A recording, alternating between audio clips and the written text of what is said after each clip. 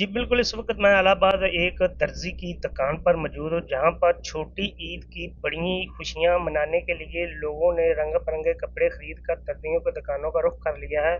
यहाँ पर दर्जियों ने हाउसफुल के भी बोर्ड लगा दिए हैं।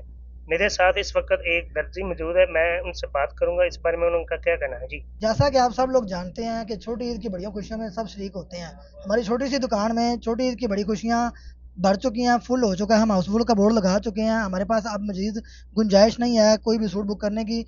आप लोग अब सूट लेके ना आए, वो ना हो कि आप लोग कहें कि चांद रात को दर्जी ही नहीं मिला। हम और सूट सिलाई नहीं कर सकते, हमारे पास वक़्त बहुत कम है। कैमरा टीम के साथ खालिद गुज्जर, लाहौर डिजिटल, इलाहाबाद।